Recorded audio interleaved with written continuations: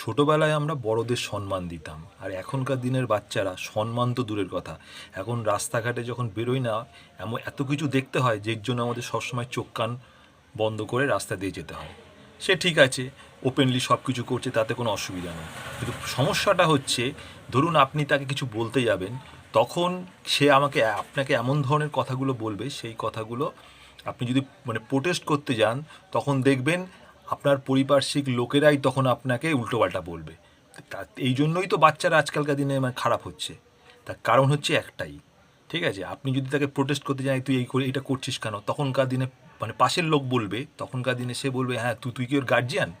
তা এই জন্য একটা জিনিস আমি শিখে গেছি, যে চোখ কান বুঝে সব কিছু বলো, সব কিছু চোখ কান বুঝে সহ্য করো, কিচ্ছু বলা দরকার নেই, নিজের মতো থাকবেন, নিজের মতো ভালো থাকুন, তাহলেই আপনি ভালো থাকবেন।